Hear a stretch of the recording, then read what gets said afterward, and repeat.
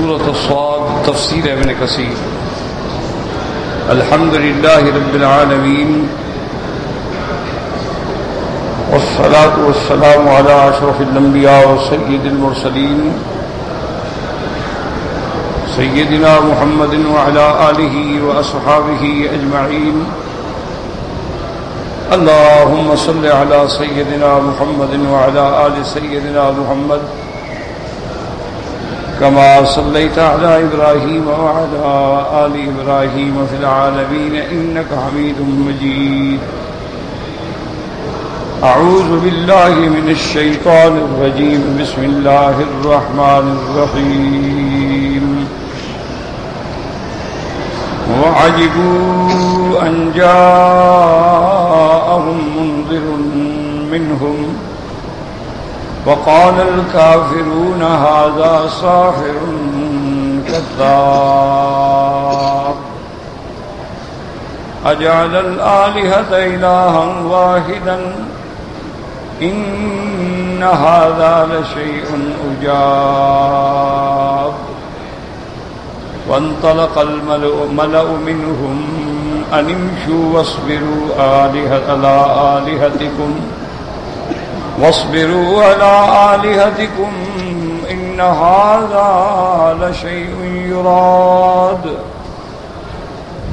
ما سمعنا بهذا في الملة الآخرة إن هذا إلا اختلاق أأنزل عليه الذكر من بيننا بل هم في شك من ذكري بل لما يذوقوا عذاب أم عندهم خزائن رحمة ربك العزيز الوهاب أم لهم ملك السماوات والأرض وما بينهما فليرتقوا في الأسباب جند ما هنالك مهزوم من الأحزاب. قال المؤلف رحمه الله تعالى داب النفع بعلومه وعلومكم في الدارين آمين. إلى أن قال وقولهم ما سمعنا بهذا في الملة الآخرة أي ما سمعنا بهذا الذي يدعونا إليه محمد صلى الله عليه وسلم من التوحید فی الملة الآخرہ.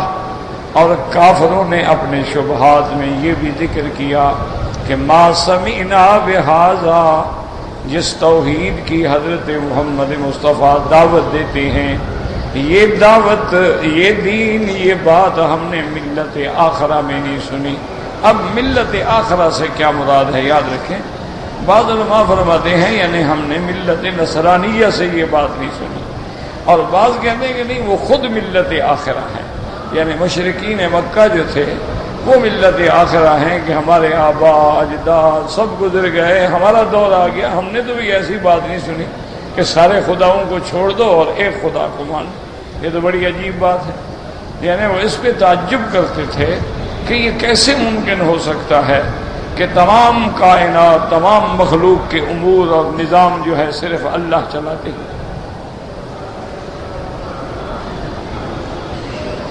وقال مجاہد وقتادہ وابو زید یعنون دین قریش. وہ یہ کہتے تھے ملت الآخرہ سے مراد یہ ہے کہ دین قریش میں ہم نے یہ بات نہیں سنی کہ ہمارے جو آبا اجداد گزرے ہیں سب کے سب اسی طرح جیسے ہم ہیں بتوں کی عبادت کرتے تھے سب کے خدا تھے. وقال غیرہم یعنون النصرانیۃ. اور بعض کہتے ہیں ان کی مراد یہ تھی کہ آخری دین جو کہ حضرت عیسیٰ کا دین ہے اس میں ہم نے یہ بات نہیں سنی. تم کوئی اہل کتاب تو نہیں ہوگے تم یہ بات سنتے ورنہ تو تورات میں بھی اور انجیل میں بھی اور ہر کتاب میں میرے مدنی محمد مصطفیٰ صلی اللہ علیہ وسلم کی صفت بھی موجود ہے اور ذکر بھی موجود ہے. یعنی اتنا واضح ذکر ہے کہ ایک دفعہ بی بی ام حبیبہ بی بی ام حبیبہ یہ ابو سفیان کی بیٹی ہے. انہوں نے حبشے کی طرف ہجرت کی، بڑا تفصیل سے واقعہ ہے. اس کے بعد جب یہ بیوہ ہو گئی، حضور صلی اللہ علیہ وسلم نے اپنے رشتے کا پیغام بھیجا، نجاشی کو وکیل بنایا بادشاہ کو. چونکہ نجاشی جو ہے وہ مسلمان ہو چکا تھا، حضور صلی اللہ علیہ وسلم نے اس کو وکیل بنایا کہ تم میرے وکیل بن کر اگر ام حبیبہ اس بات پہ راضی ہو تو میرا نکاح کر. تو شریعت میں یہ مسئلہ ہے کہ آپ مثلا سعودی عرب میں رہتے ہیں، آپ نے پاکستان ہندوستان کسی جگہ نکاح کرنا ہے، تو یہ جو آج کل مسئلہ ہے نا بھی ٹیلی فون پہ نکاح کر لو یا کیمرہ لگا دیتے ہیں، دیکھیں جی وہاں بھی کیمرہ ہے یہاں بھی ہم سب کچھ دیکھ رہے ہیں، یہ غلط بات ہے. یہ خلاف اصول ہے، خلاف شریعت ہے، خلاف اسلام ہے، اور اس سے نکاح نہیں ہوتا.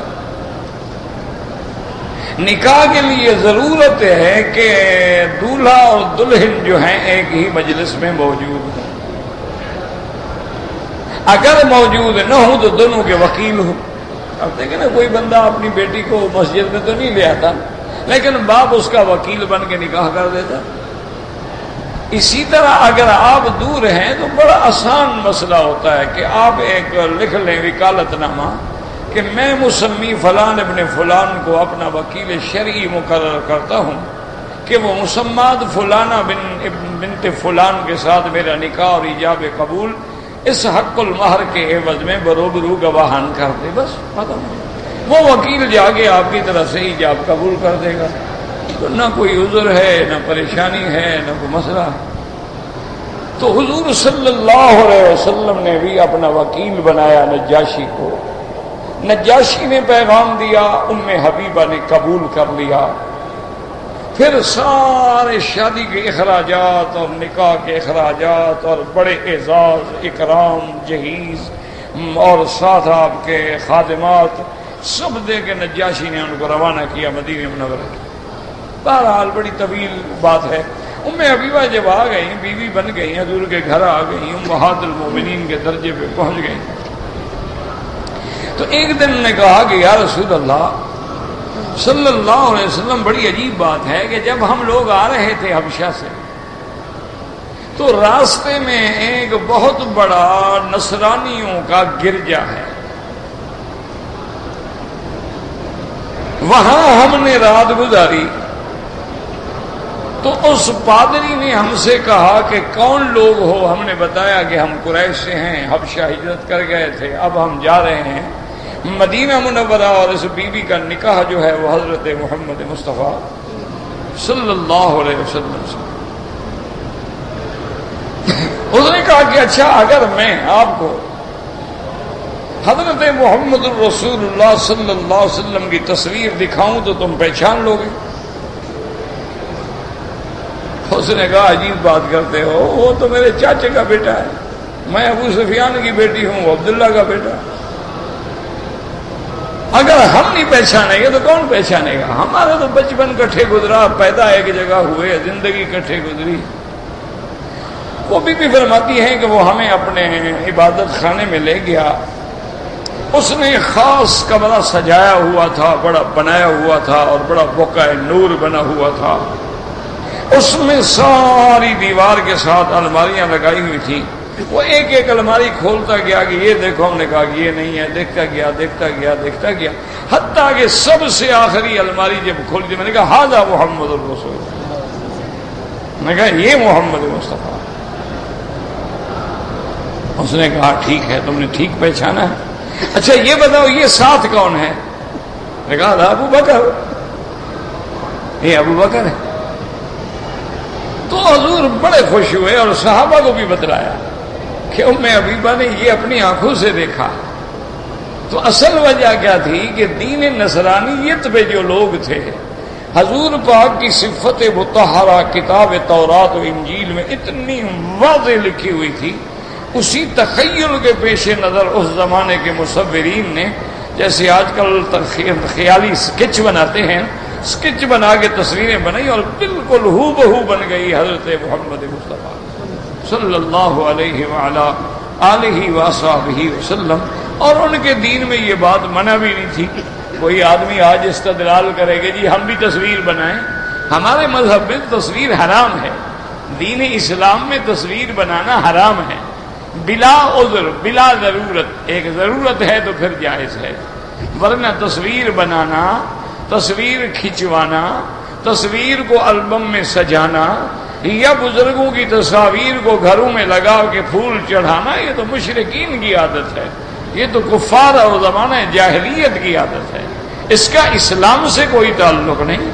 اگر ایسی بات ہوتی تو حضور کے ہر صحابی کے گھر میں محمد مصطفیٰ کی تصویر ہوتی. ہمارا ایمان تو یہ کہتا ہے کہ حضور کی تصویر ہمارے دل میں ہو، ہمارے دماغ میں ہو، ہمارے عقل و فکر میں ہو کہ ھذا محمد الرسول اللہ، یہ اللہ کا نبی ہے جس کو اللہ نے بھیجا ہے. یہ نہیں کہ تصویریں ہم بنائیں. ہمیں آپ کی شریعت کا ایسا منظر ہو کہ جیسے محدثین نے لکھا ہے کہ جس گھر میں ترمذی شریف پڑھی جائے، انہوں نے فرمایا کہ انہ نبی یتکلم، ایسے معلوم ہوگا گویا اللہ کا نبی کلام کر رہا ہے.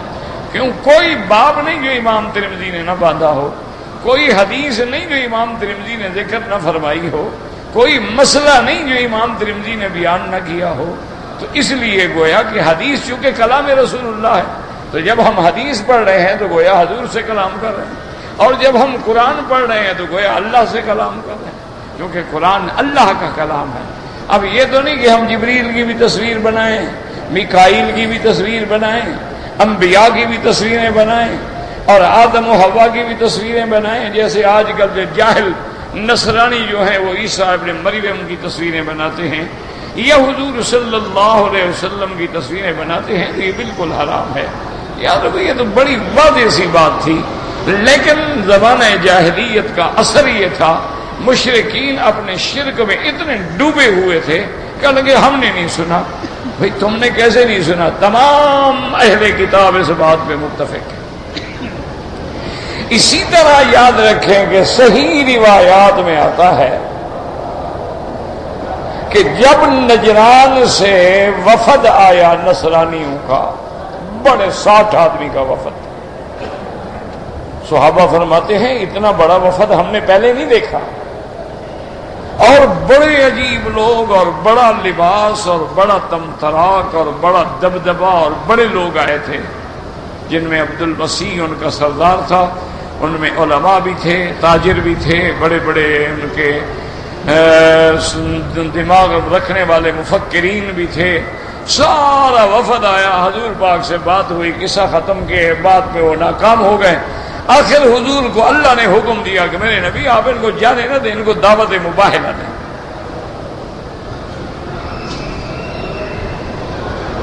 اللہ نے قرآن میں حکم اتار دیا کہ تعالوا ندعو ابناءنا وابناءکم ونساءنا ونساءکم وانفسنا وانفسکم ثم نبتہل فنجعل لعنت اللہ علی الکاذبین.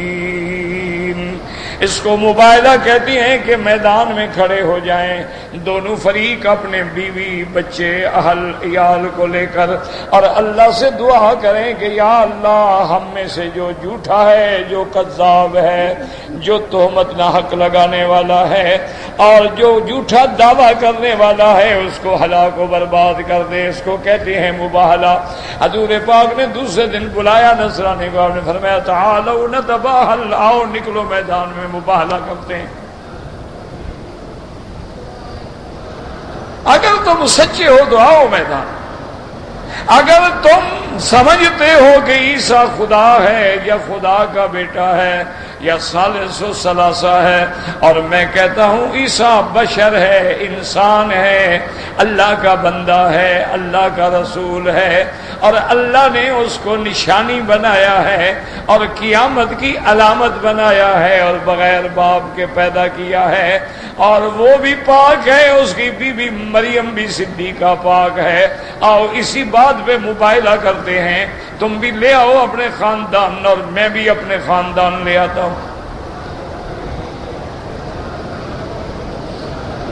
اور ایک روایت میں آتا ہے حضور بالکل تیار ہو گئے. حضور نے فرمایا حضرت علی کو بلایا، حضرت حسن حسین کو بلایا اور بی بی فاطمہ الزہرا کو بلایا. روایات میں آتا ہے کہ حضور آگے ہیں اور آپ نے حسن حسین کو اٹھایا ہوا ہے چونکہ وہ چھوٹے بچے ہیں، اور آپ کے پیچھے بی بی فاطمہ الزہرا ہیں اور ان کے پیچھے حضرت علی رضی اللہ عنہ. حضور میدان میں نکلے. نصرانیوں کے علماء نے مشورہ کیا کہ کیا کریں. ان کا جو بڑا عالم تھا اس نے کہا بات سنو، ھذا وجوہ، یہ چہرے مجھے ایسے نظر آ رہے ہیں اگر یہ اللہ سے دعا مانگے کہ پہاڑ اس جگہ سے ہٹ جائے تو ہٹ جائے گا. اور نے کہا خبردار، ہم سب جانتے ہیں کہ انہ نبی صادق، محمد مصطفیٰ اللہ کا سچا نبی ہے، ہم جانتے ہیں، ہم تو ضد میں آئے ہوئے ہیں نا. اور جس قوم نے نبی کے ساتھ مباہلہ کیا ہے وہ قوم ہمیشہ کے لیے برباد ہو گئی. خبردار مباہلہ نہ کرو.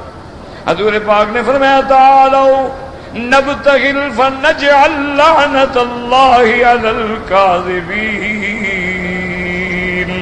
سارا وفد آیا، اس نے کہا محمد مصطفیٰ ہم معافی مانگتے ہیں، ہم مباہلہ نہیں کرتے، ہم مبالغہ نہیں کرتے، ہم یہ کرنے کے لیے تیار ہیں، آپ کے تابع رہیں گے، آپ کی مخالفت نہیں کریں گے، اپنے دین پہ رہیں گے لیکن آپ کے دین سے کوئی دشمنی نہیں کریں گے. اور 2000 جوڑا کپڑوں کا ہر سال ہم اہل مدینہ کو بھی دیں گے بطور جزیہ. نے کہا حضور ہم یہ بھرنے کے لیے تیار ہیں، مباہلہ نہیں کرتے ہیں. حضور نے فرمایا واللہ لو باہلوا، حضور نے فرمایا مجھے اللہ کی قسم ہے اگر آج محمد کے مقابلے پہ نکلتے تو ایک نصرانی بھی زمین پہ نہ بچتا، اللہ سب کو ہلاک کر. آپ نے فرمایا اللہ تباہی ڈال دیتا ان پر. لَإِسْتَرَمَ الْوَادِي عَلَيْهِمْ نَارًا، جس وادی میں کھڑے تھے اسی میں آگ بھڑک اٹھتی، ان کو بھسم کر دیتی. میں نبی سے مقابلہ کرتے ہو. تو یاد رکھیں سب جانتے تھے کہ اللہ کا نبی سچا ہے، اور آج بھی یاد رکھو سب جانتے ہیں اندر سے کہ اہل توحید حق پر ہیں، سب جانتے ہیں کہ علماء توحید حق پر ہیں. سارا دن قرآن پڑھاتے ہیں، حدیث محمد مصطفیٰ پڑھاتے ہیں. وہ جانتے ہیں کہ ہماری برادری کیا ہے، یا قوالیوں میں ہے یا عرس میں ہے یا 11ویں میں ہے یا 12ویں میں ہے، نہ قرآن ہے نہ حدیث ہے. اللہ نے بدعت کی وجہ سے محروم کر دیا کہ محمد کی حدیث کبھی زبان پہ نہیں آتی.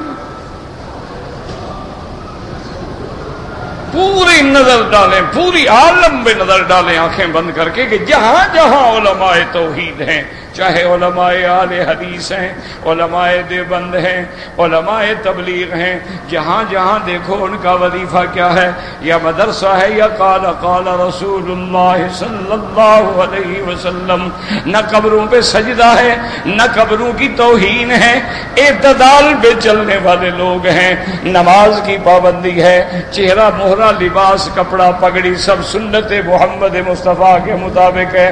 وہ تو ایک مسواک بھی نہیں چھوڑتے چونکہ سنت ہے محمد الرسول اللہ کی. اور ان کے مقابلے پہ جو عشق کے دعوے کرتے ہیں، ایمان سے آنکھیں بند کر کے دیکھیں، اگر ان کو مزار ملی ہے کسی بزرگ کی، وہاں شرک کا گڑھ بنا دیا ہے، بدعات کا گڑھ بنا دیا ہے. قبروں پہ سجدے ہوتے ہیں، قبروں پہ طواف ہوتے ہیں، قبروں پہ کھڑے ہو کے ہاتھ باندھ کے درخواستیں کی جاتی ہیں، اور اس کے بعد کہتے ہیں یہ قاضی الحاجات ہیں، یہ مشکل کشا ہیں، یہ حاجت روا ہیں. اور جب ان کے بڑوں کا عرس ہوتا ہے، میلے لگائے جاتے ہیں، اس میں تھیٹر ہوتے ہیں، فلمیں ہوتی ہیں. ایمان سے کہیں یہی دین ہے؟ کیا تمہاری آنکھیں نہیں ہیں، عقل نہیں ہے، اللہ نے کو اندھا کر دیا ہے؟ ایک طرف محمد مصطفیٰ کی حدیث ہو اور ایک طرف زاہدہ پروین کی گانے ہوں. ایمان سے کہیں حق والے کون ہیں؟ اندھے ہو تم؟ نہیں سمجھتے ہو؟ کون نہیں جانتا ہے کہ حق کیا ہے اور باطل کیا ہے؟ کون نہیں جانتا ہے کہ دن کیا ہے اور رات کیا ہے؟ اللہ کے نبی قوالیاں سکھانے کے لیے آئے تھے. ایمان سے کہیں اگر حضور فرماتے مکے والوں سے مکے والوں کوئی جھگڑا نہ کرو، میں تو کوئی جھگڑا کرنے نہیں آیا، میں تو صرف یہ سکھانے آیا ہوں کہ 12 کو ربیع میلاد مناؤ اور 27 کو رجبی منا لو، اس کے بعد بزرگ مر جائیں تو عرس شریف کر لو، اپنا بندہ مر جائے تو کل شریف کر لو، 7 جمعرات 1 چالیسواں کر لو، میرا تو بس یہی دین ہے. کبھی مکے والے لڑتے؟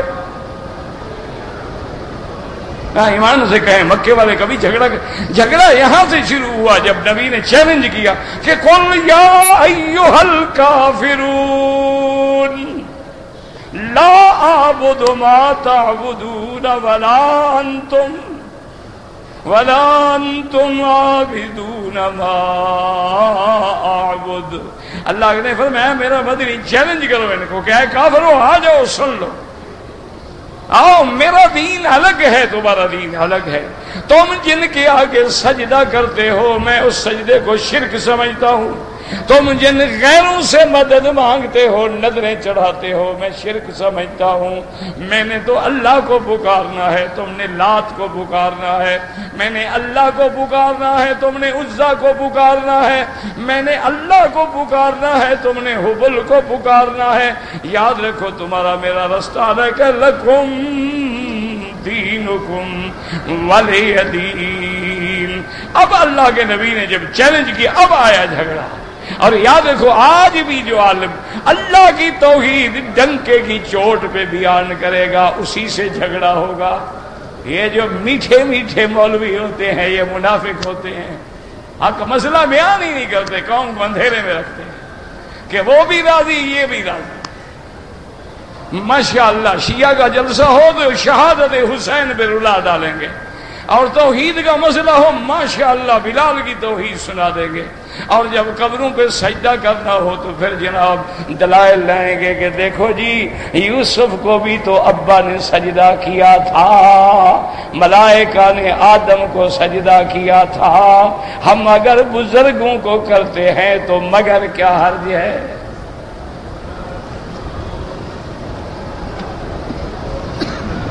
پہلے ان شریف آدمیوں سے پوچھو کہ آدم کے دین پہ چلو گے؟ آدم کو فرشتوں نے سجدہ کیا، اس دین پہ چلو گے؟ اس دین میں تو بہن سے نکاح جائز ہے، تم کرو گے؟ یہ صرف میٹھا میٹھا ہپ اور کڑوا کڑوا تھو، یہ کیا مانا ہوا؟ اور پھر یاد رکھو آدم کو جو سجدہ بندو نے بھی کیا، کس نے کیا؟ تم فرشتے ہو. آدم کو سجدہ آسمانوں میں ہوا ہے، زمینوں میں نہیں ہوا ہے. یوسف کا سجدہ جو ہے یاد رکھو وہ خواب ہے، اور پیغمبر کا خواب وحی ہوتا ہے، مانا وہ اللہ کا حکم تھا، اس کی تعمیل کی گئی. اس لیے حضرت یوسف نے کہا یا ابت ھذا تأویل رؤیایا من قبل قد جعلها ربی حقا. ابا جان یہ میرا وہ خواب ہے، اس کی تعبیر ہے، آج اللہ نے پوری کر دی ہے. وہ تو اللہ کا حکم تھا. تمہارے پاس بھی اللہ کا حکم ہے کہ مزاروں پہ سجدے کرو، ہمیں دکھا دو، ہم تمہارے ساتھ ہیں. ہمارے بھی بڑے بزرگوں کی مزاریں ہیں. کوئی جھگڑے والا تو مسئلہ ہی نہیں ہے نا. ہم نے اس نبی کا کلمہ پڑھا ہے جس کو صحابہ نے خود آ کے عرض کیا کہ یا رسول اللہ دنیا کے بادشاہوں کو لوگ سجدہ کرتے ہیں، ہمارا دل کرتا ہے ہم آپ کے آگے بھی تعظیمی سجدہ کریں. حضور نے فرمایا خبردار، اگر کسی بندے کے سجدے کی اجازت ہوتی تو میں بیوی کو حکم دیتا خامد کو سجدہ کرے، لیکن میری شریعت میں کسی کو اجازت نہیں. لا تسجدوا للشمس ولا للقمر واسجدوا للہ الذی خلقہن ان کنتم ایاہ تعبدون. اور آپ اللہ کے کعبے میں بیٹھے ہیں، کہہ دو الحمدللہ اللہ نے کعبہ نصیب فرمایا. آپ سے میں مسئلہ پوچھتا ہوں، چھوڑے مولوی مکی مدنی کو، آپ کو بھی اللہ نے عقل دیا ہے، آپ ہم سے بڑے تیز ہیں ماشاءاللہ. آپ ایمان سے کہیں جنازے میں کتنی سجدے ہیں؟ نہیں، سیدھی سیدھی بات کرو. جنازے میں 1 سجدہ ہے، 2 ہیں، 4 ہیں؟ رکوع کتنے ہیں؟ نہیں ہے. تو جب اللہ کے ولی کی میت سامنے ہو اللہ کہتے کھڑے رہو، اب میری نماز کا بھی سجدہ نہ کرو تاکہ کسی کو دھوکہ نہ لگے کہ ولی کا سجدہ جائز ہے. سمجھ آ رہی ہے بات کہ نہیں آ رہی ہے؟ جنازہ ہے، ولی سامنے رکھا ہے، ولی اللہ کی میت موجود ہے، عالم کی میت موجود ہے، بزرگ کی میت موجود ہے. اللہ فرماتے جنازہ پڑھے کھڑے کھڑے پڑھ لو، رکوع نہ کرو، سجدہ نہ کرو. میرا مولا کیوں؟ ہم تو آپ کو کریں گے نا، ان کو تھوڑا کریں گے.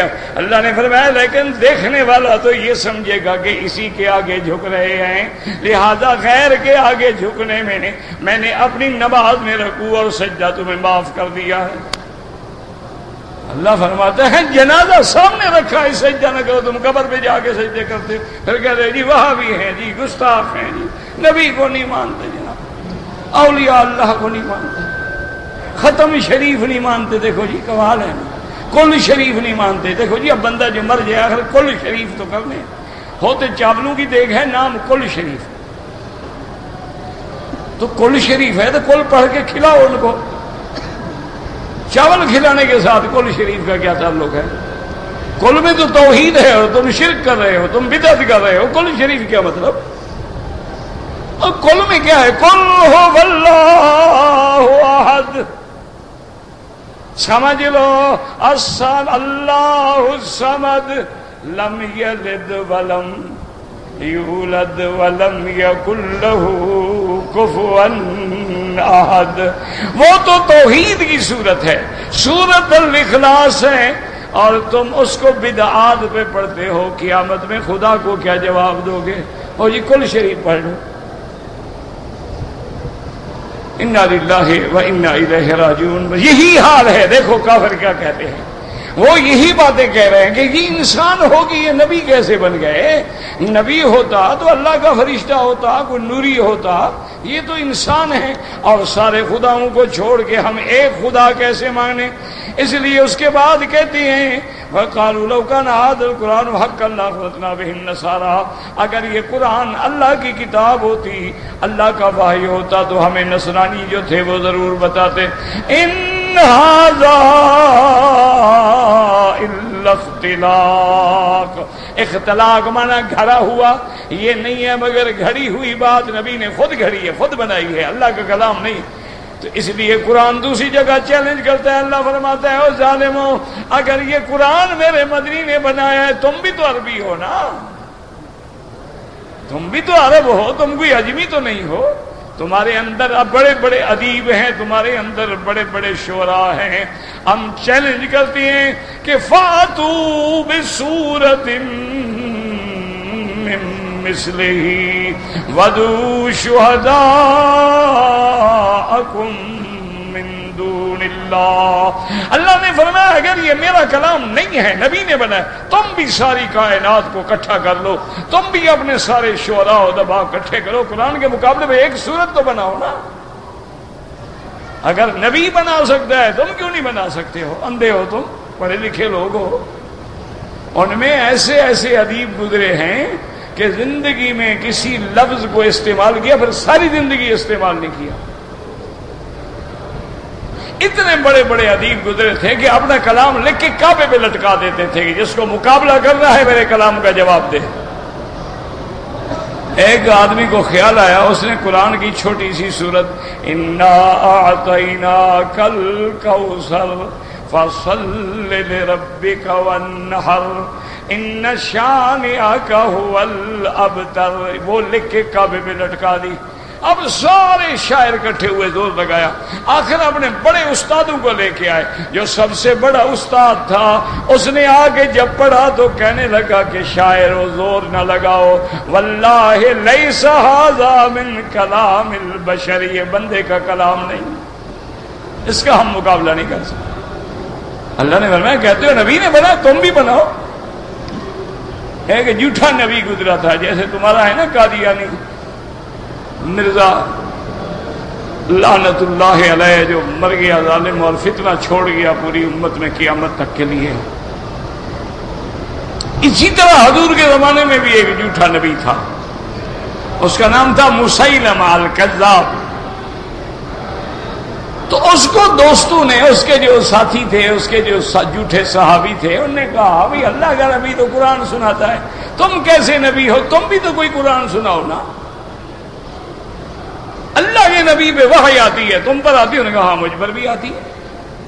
نے کہا ٹھیک ہے آتی ہے تو تم بھی سناؤ، قرآن سناؤ۔ انہوں نے کہا ہم بھی سنائیں گے۔ ایک دن بدبخت کو خیال آ گیا، سارے ساتھیوں کو جمع کیا، کہتے آؤ آج میں تمہیں اپنا وحی سناتا ہوں۔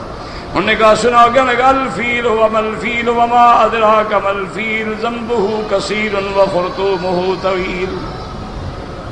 یہ قرآن سنایا اس نے، الفیل وما الفیل وما ادراک ما الفیل ذنبہ کثیر وخرطومہ طویل۔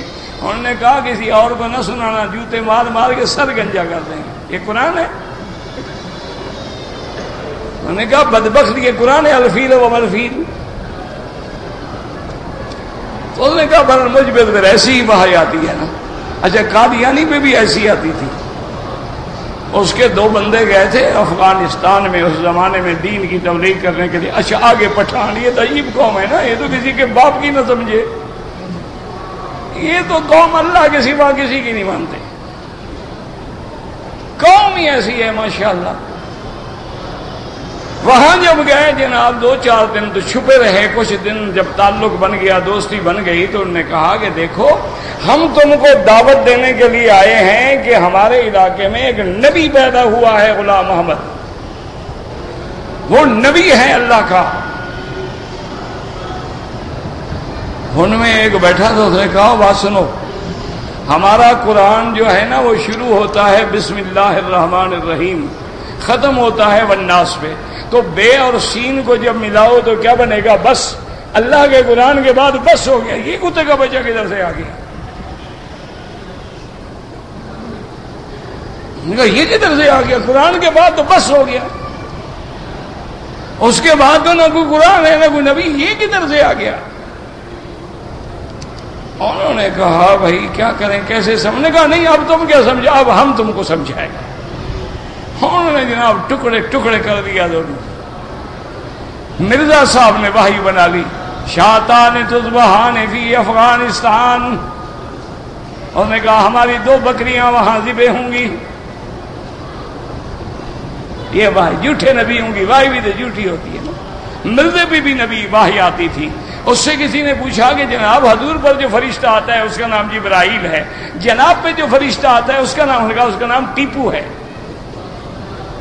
بھی نبی انگریزی ہو تو فرشتہ بھی تو انگریزی آئے گا نا، عربی کہاں دیا جائے گا؟ انگریزوں نے نبی بنایا تھا، فرشتہ تو انہوں نے بھیجنا تھا۔ بات تو ٹھیک کی، اس نے کہا مجھ پر جو آتا ہے اس کا نام ٹیپو ہے۔ تو اس لیے قرآن چیلنج کرتا ہے کہ اچھا میرے نبی نے خود بنایا، آؤ تم بھی بناؤ، تم بھی مقابلہ کرو محمد مصطفیٰ کا۔ اچھا ایک یہ کہا کہ خود بنایا ہے، دوسرا کیا کہا؟ کہنا کہ چلو ہم مان لیتے ہیں اللہ کا قرآن ہے، تو اللہ نے اسی پہ کیوں بھیجا؟ بھائی مکے کے کسی سردار پہ بھیجتے، پیسے والے پہ بھیجتے، ولید پہ بھیجتے، امیہ پہ بھیجتے، اور کسی، تو اللہ کے نبی تو مسکین ہیں، یتیم ہیں، ان پہ قرآن کیوں بھیجا گیا؟ یہ دوسرا شبہ ہے۔ اَأُنزِلَ عَلَيْهِ الذِّكْرُ مِن بَيْنِنَا، کہ ہم سب کے ہوتے ہوئے قرآن نبی پہ کیوں اترا؟ مفسر کہتا ہے انہم یستبعدون تخصیصہ بنزل القرآن علیہ من بینہم، یعنی وہ سمجھتے تھے کہ یہ بڑی بعید بات ہے کہ بڑے لوگوں کو چھوڑ کے اللہ نے ایک مسکین پہ قرآن کیوں اتارا۔ جیسا دوسری آیت لولا نزل ھذا القرآن علی رجل من القریتین عظیم، اللہ نے یہ قرآن مکے اور طائف کے کسی بڑے آدمی پہ کیوں نہیں اتارا ہے؟ اب اس کا جواب اللہ دیتے ہیں۔ ایک جواب تھا نا کہ انہوں نے گھڑا ہے تو تم بھی بناؤ، دوسرا اس پہ کیوں اترا، ہم پہ کیوں نہیں اترا، کسی بڑے آدمی پہ کیوں نہیں اترا؟ اس کا خدا جواب دیتے اہم یقسمون رحمت ربک، میرا مدنی کیا نبوت کی تقسیم ان کے ہاتھ میں ہے؟ ان کو میں نے ڈپو دیا ہوا ہے، جس کو چاہے دے دیں چابی لگا کر۔ نحن قسمنا بینہم معیشتہم فی الحیات الدنیا ورفعنا بعضہم فوق بعض. نبوت تو بڑی چیز ہے، رزق کے خزانے بھی میرے ہاتھ میں ہیں، میں جس کو چاہوں امیر بنا دوں، جس کو چاہوں فقیر بنا دوں. ان کے ہاتھ میں ہے تو یہ کر لو. میری مرضی جس کو اونچا کر دوں، جس کو نیچے کر دوں. مرضی آئے تو میں بادشاہوں کو گدا کر دوں، گداؤں کو شاہ کر دوں. تو عز من تشاء وتذل من تشاء بیدک الخیر. کہتے ہیں ولہذا ما قالوا هذا يدل على جهل وقلة عقل في استبعاد من ذلك الرسول من بينهم. اب مفسر فرماتا ہے ان کا یہ کہنا کہ بڑے آدمی پہ کیوں نہیں اترا، یہ ان کی جہالت ہے، یہ ان کی قلت علم ہے. اللہ نے فرمایا میرا مدنی اصل بات یہ ہے کہ ان کے مقدر کا ستارہ ڈوب گیا ہے. اب ان پہ نہ قرآن اثر کرتا ہے، نہ میرے نبی کی بات اثر کرتی ہے. اب ان پہ تو اثر اس دن ہوگا جب یہ عذاب کا مزہ چکھیں گے. کیوں؟ جب آدمی دلائل کے بعد نہ مانے تو پھر ڈنڈا ہی باقی رہ جاتا ہے کہ جب قرآن سناؤ، حدیث پڑھو، سب کچھ کرو، لیکن اگلا کہے جی ٹھیک ہے اور جی قرآن تو پڑھتے ہیں، حدیث بھی پڑھتے ہیں، لیکن ہیں تو وہابی نہ. اب اس کا کیا علاج ہے؟ اس کا علاج پھر یہی ہے کہ اللہ سیدھا کرے، بندہ تو نہیں کر سکتا. اسی لیے اب قرآن کہتا بل لما یذوقوا عذاب انما یقولون هذا لانهم ما ذاقوا الہین قولهم ذلك عذاب اللہ ونقمته سيعلمون غیب ما قالوا وما كذبوا به يوم يدعون الى جہنم دعا. مفسر فرماتا ہے اس آیت کی تفسیر میں کہ یہ بدبخت جو کہہ رہے ہیں اس کی وجہ یہ ہے کہ ابھی تک انہوں نے اللہ کا عذاب دیکھا نہیں، عذاب چکھا نہیں. جب قیامت آئے گی اور ان کو جہنم میں ڈالا جائے گا اور پھر اللہ ان سے پوچھیں گے کہ اب بدلاؤ. ثم قال تعالی مبینہ نصر فی ملکی الفعال لما یشاء.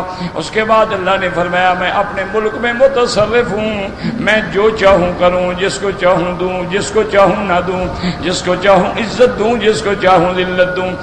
لما الذی یؤتی من یشاء ما یشاء ویعز من یشاء ویذل من یشاء ویہدی من یشاء ویضل من یشاء وینزل الروح من امرہ علی من یشاء من عبادہ. عزت میں دینے والا، ذلت میں دینے والا، اسی طرح وحی بھی میں اتارنے والا. اللہ کا فرشتہ اسی پہ اترے گا جس کا اللہ حکم دیں گے.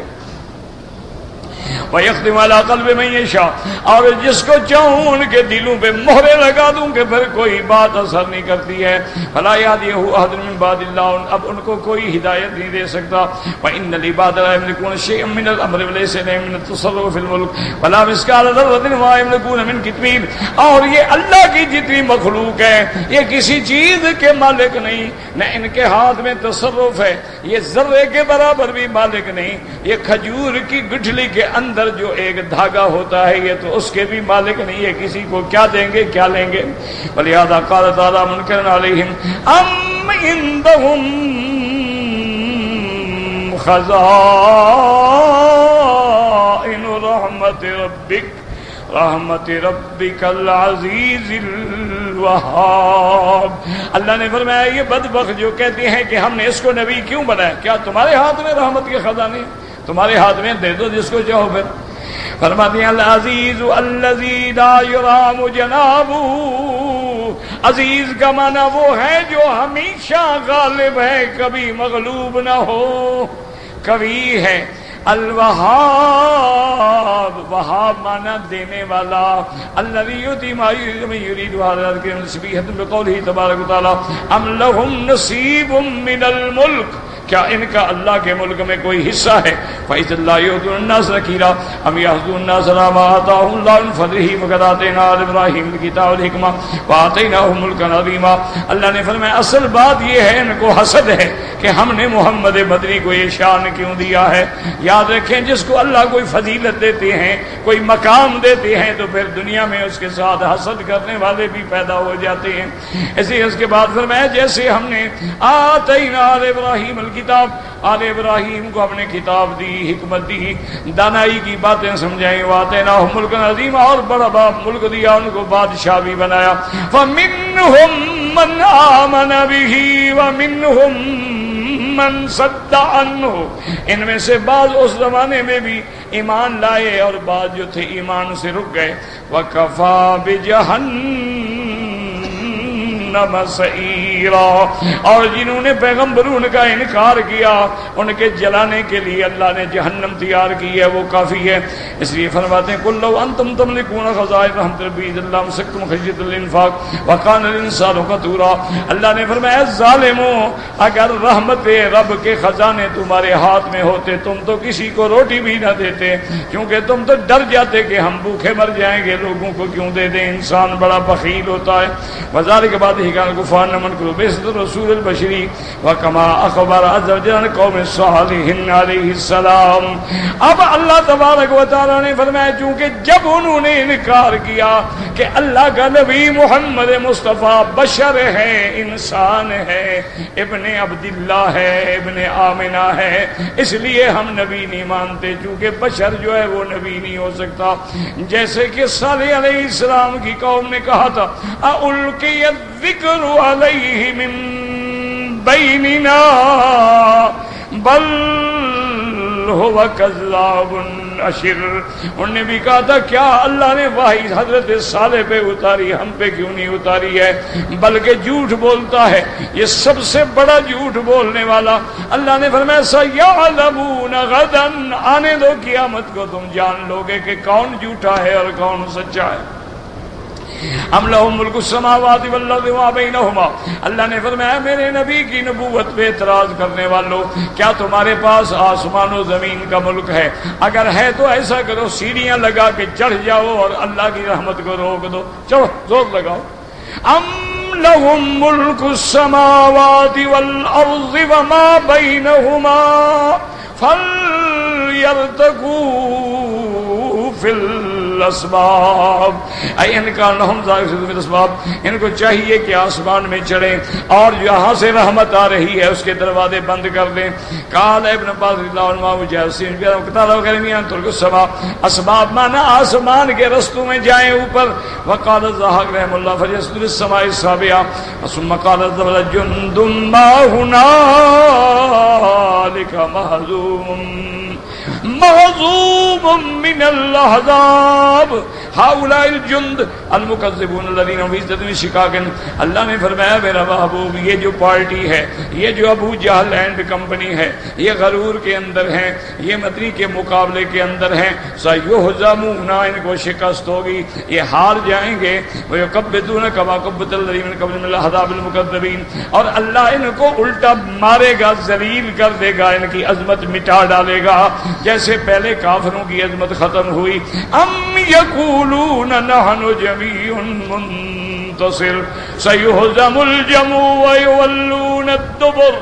اللہ نے فرمایا میرا بدری یہ جو ہم اپنی جماعت پہ ناز کر رہے ہیں، دیکھنا کیسے بھاگتے ہیں، کیسے شکست کھاتے ہیں، کیسے ذلیل ہوتے ہیں۔ کان ذالک یوم بدر، اللہ نے بدر کے دن میں اپنے نبی کی عزت اونچی کر دی، کفار کو اللہ نے مٹی میں ملا دیا۔ وللصاد موعد والصاد اضحى وامر، اللہ نے فرمایا یہ تو ایک چھوٹا سا ٹرائل ہم نے دکھایا ہے، اصل عذاب تو تب ہوگا جب مرنے کے بعد یہ قیامت میں آئیں گے۔ اللہم اجرنا من النار، اللہم ارزقنا الفردوس الاعلی برحمتک یا ارحم الراحمین۔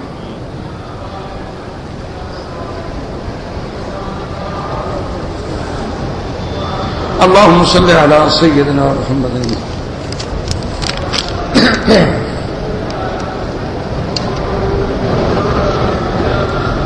کہتے جی کہ میری عمر جو ہے 20 سال ہے، میں ابھی سے داڑھی رکھنا چاہتا ہوں لیکن میرا باپ نہیں مانتا۔ میرا بھائی ایک بات یاد رکھو، داڑھی نہ رکھنا یا داڑھی منڈوانا بہت بڑا گناہ ہے، بار بار منڈانے سے گناہ کبیرہ ہے، آدمی فاسق فاجر ہو جاتا ہے۔ لیکن داڑھی سے نفرت کرنا کہ خبردار داڑھی مت رکھو، یہ تو کفر ہے، باپ تیرا تو کافر ہو گیا۔ حضور کی سنت سے نفرت کرنا، یا کہنا یار داڑھی بڑی گندی لگتی ہے تمہیں، یا کہنا کہ مجھے داڑھی سے نفرت ہے، یا کہنا ٹھہرو بیٹھو یار میرے بال نکلے ہوئے ہیں ذرا میں شیو تو کر لوں، باہر جانے کے قابل تو ہوں، داڑھی یعنی رکھا نہ اس کو شرمندگی ہے، وہ تو کافر ہو جاتا ہے، نکاح بھی ختم ہو جاتا ہے۔ باقی تمہاری مرضی۔ ایک ہے عمل نہ کرنا، وہ صرف گناہ ہے، ایک ہے محمد مصطفیٰ کی سنت پہ انکار کرنا، اعتراض کرنا، اس کو عیب لگانا۔ نبی کی شکل ہے آپ کہیں بری لگتی ہے،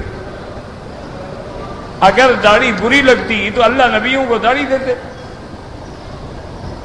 ایمان سے کہیں کہ نبی پاک سے زیادہ جمال والا تو ماں نے پیدا ہی نہیں کیا۔ صحابہ کہتے ہیں ہم چاند کو دیکھتے، پھر محمد کے چہرے کو دیکھتے تو چاند شرما جاتا۔ جس کا اتنا بڑا جمال ہے تو اگر داڑھی مرد کا جمال نہ ہوتی تو اللہ کبھی انبیاء کو نہ دیتے، داڑھی پیدا ہی نہ ہوتی۔ داڑھی تو مرد کا عزت ہے، وقار ہے، کمال ہے۔ اس لیے پہلی دفعہ جب حضرت ابراہیم کے بال سفید ہوئے نا، پہلے تو دیکھے نہیں تھے بیچاروں نے سفید بال، کہا اللہ یہ کیا ہے؟ اللہ نے فرمایا یہ تو وقار ہے تمہارا۔ کہا اللہم زدنی وقارا، پھر میرے وقار کو اور بڑھا دے۔ اسی لیے یہ محاورہ ہے عرب کا، یاد کر لو کہ زینت الجبال اللہ، کہ پہاڑوں کی زینت سبزہ ہوتا ہے۔ جس پہاڑ پہ سبزہ ہو، درخت ہو، دیکھا نہیں لوگ سیر کرنے کے لیے جاتے ہیں جی، مری جاؤ جی، شملے جاؤ جی، فلاں جاؤ جی، فلاں جاؤ جی۔ اور فرمایا کہ زینت الرجال اللحیٰ، اور مرد کی زینت داڑھی ہوتی ہے، اور زینت النساء الحیاء، اور عورت کی زینت حیا ہوتا ہے۔ بیوٹی بے حیائی میں نہیں ہوتی، بیوٹی میک اپ کا نام نہیں ہوتا، بیوٹی یہ نہیں ہوتی کہ بیوٹی پارلر سے ساری دنیا کی کریمیں اور پاؤڈر منہ پہ تھوپ کے باہر نکل کے آ جائے کہ ماں ہے تو لڑکی نظر آئے اور لڑکی ہے تو ماں نظر آئے۔ یہ تو ڈرامہ بازی ہے، یہ کوئی حسن جمال نہیں ہے۔ جمال حیا کا نام ہے کہ اس کے اوپر یا باپ کی نظر پڑے، یا بھائی کی، یا بیٹے کی، یا خاوند کی نظر پڑے، کسی غیر کی نظر بھی نہ پڑے۔ اس لیے اللہ نے فرمایا میں نے تمہارے لیے جو عورتیں قیامت میں رکھی ہیں، لم یطمثہن انس قبلہم ولا جان، انسان تو انسان، اس کو کسی جن نے بھی ہاتھ نہیں لگایا۔ ہم نے تمہارے لیے محفوظ رکھی ہوئی ہیں، مکسورات فی الخیام، خیموں کے اندر بند باپردہ بیٹھی ہیں، وعندہن قاصرات الطرف، ان کی نظریں ہمیشہ نیچی ہوتی ہیں، کسی غیر محرم پر اٹھتی نہیں ہیں۔ عورت کی زینت حیا میں ہے اور مرد کی زینت داڑھی میں ہے، یاد رکھیں۔ اچھا ویسے بھی دیکھیں، یاد رکھیں، تمہارے ملک میں عورت کی داڑھی ہوتی ہے؟ نہیں ہوتی؟ اچھا دیکھ لو، سوچ لو بھائی، تمہارے ملک میں عورت کی داڑھی ہوتی ہے تو داڑھی مرد کی نشانی ہے یا عورت کی نشانی ہے؟ اچھا خسرے کی داڑھی ہوتی ہے؟ خسرا جس کو کہتے ہو نا، کیا خنسا مشکل یا ہی جڑا، ان کی داڑھی ہوتی ہے؟ تو داڑھی تو ہوتی مرد کی ہے۔ تم اگر رجولیت سے نکلتے عورت بننا چاہتے ہو یا خسرے بننا چاہتے ہو، لاکھ دفعہ بنو۔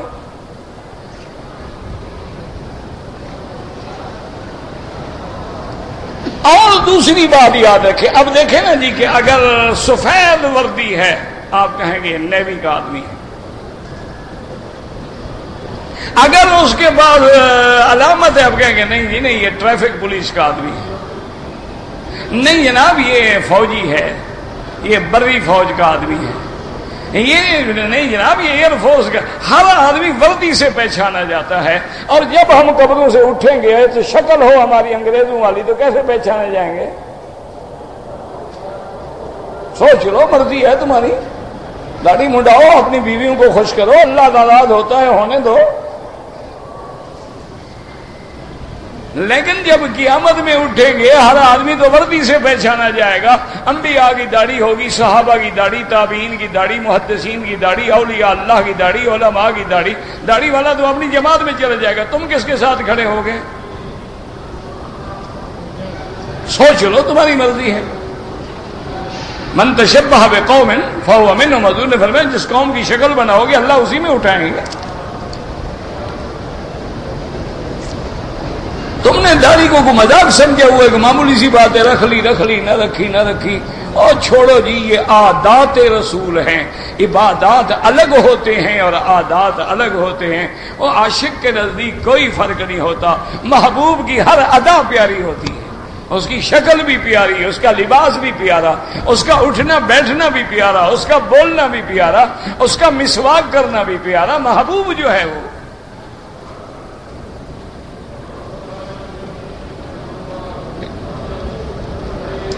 ولادت اچھا الحمدللہ اللہ نے آپ کو بچہ دیا، اللہ صالح بنائے، اللہ ہر مسلمان کی اولاد کو صالح بنائے۔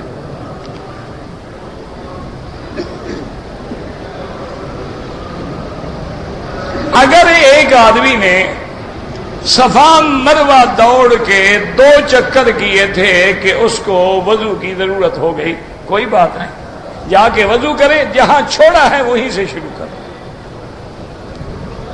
اچھا بغیر وضو کے بھی دوڑ جاؤ تو جائز ہے، صفا مروا بغیر وضو کے بھی ہو جاتی ہے، لیکن بہتر یہی ہے کہ وضو کیا جائے۔ لیکن اگر کوئی بے وضو دوڑ جائے کوئی بات نہیں، طواف بغیر وضو کے نہیں ہوتا۔ آب زمزم کھڑے ہو کے پینا چاہیے، نہیں جناب، یہ بالکل لوگوں نے من گھڑت قصہ بنایا ہوا ہے، بالکل یہ جھوٹ ہے کہ زمزم کھڑے ہو کے پیو۔ زمزم بھی پانی ہے، ہر پانی کی طرح بیٹھ کے پیو۔ فرق اتنا ہے کہ اگر کسی نے کھڑے ہو کے پی لیا تو گناہ نہیں ہوگا۔ مسئلہ سمجھو، یہ مانا نہیں کہ جب زمزم جائے تو کھڑے ہو جاؤ، لیکن ہماری مصیبت ہے نا جی، تادی آئے تو کھڑے ہو جاؤ، زمزم آئے تو کھڑے ہو جاؤ، پیر آئے تو کھڑے ہو جاؤ۔ ہم تو عادی ہو گئے ہیں نا ہر بات کے۔ بعض علماء نے فرمایا کہ حضور نے زمزم کھڑے ہو کے پیا ہے، لیکن مجبوری تھی، نیچے پانی تھا زمزم کا، بیٹھنے کی جگہ نہیں تھی، عذر تھا حضور کا، اس لیے زمزم بھی ہمیشہ بیٹھ کے پیئیں۔ اگر کبھی اتفاق ہو گیا کھڑے ہو کے پی لیا تو گناہ نہیں ہوگا۔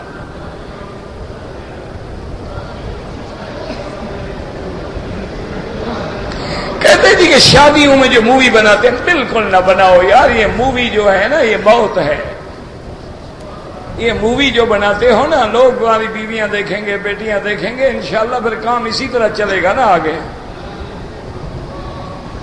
یہ بالکل موت ہے اور بے حیائی کا سمبل ہے کہ آدمی اپنی عورتوں کو، اپنی بیٹیوں کو، بیویوں کو، لوگوں کو دکھائے گا جناب یہ میرے بیٹے کی شادی ہے، دیکھو بیٹے کی شادی کیا دکھا رہا ہے، سارا خاندان دکھا رہا ہے۔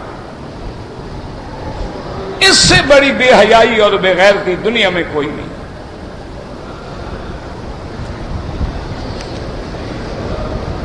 آذان سے پہلے صلاۃ و سلام جو پڑھتے ہیں وہ بدعت ہے، انگوٹھے چومنا وہ بھی بدعت ہے۔ اگر سنت ہوتی تو 2 لاکھ صحابی ہیں، کوئی تو چومتا نا۔ یہ جو کہتے ہیں ابو بکر نے چومے تھے، بالکل جھوٹ ہے، کسی حدیث میں نہیں ہے، گھڑی ہوئی روایت ہے۔ کہتا ہے جی کہ بندہ جب مر جاتا ہے تو ہمارے ہاں رواج ہے کہ تیسرے دن عورتیں جاتی ہیں قبرستان، مٹھائی بانٹتی ہیں، خوش ہوتی ہیں کہ جان چھوٹی دفع ہو گیا نا۔ مٹھائی اسی لیے بانٹی جاتی ہے، مٹھائی خوشی میں بانٹی جاتی ہے، غم میں کھائی جاتی ہے۔ بہرحال یہ بدعت ہے، عورتوں کا قبرستان میں جانا ہی منع ہے، تیسرا دن ہو یا تیسرا سال ہو۔ احرام کی حالت میں کوئی بپسی پی لے کوئی حرج نہیں۔ بد نظری سے، عورتوں پر بری نظر ڈالنے سے کیسے بچا جائے؟ اللہ کے عذاب کو سامنے رکھو، اللہ کے قرآن کے حکم کو سامنے رکھو، نظریں جھکا کے رکھو، بس۔ غضوا ابصارہم، اللہ کا جو حکم ہے کہ مومنین اگر غیر محرم سامنے آئے اپنی نظروں کو نیچے کر لو۔ وَقُلْ لِلْمُؤْمِنَاتِ يَغْضُضْنَ مِنْ أَبْصَارِهِنَّ، اگر اتفاق سے کوئی غیر محرم مرد سامنے آ جائے، عورت بھی اپنی نظر نیچے کر لے، تو جب یہ تصور کرو گے انشاءاللہ بچ جاؤ گے۔ ربنا تقبل منا انک انت السمیع العلیم۔ دل سے دعا کریں، مسلمان کشمیر میں بڑے مشکل میں ہیں، یا اللہ ان کے حال پہ رحم فرما۔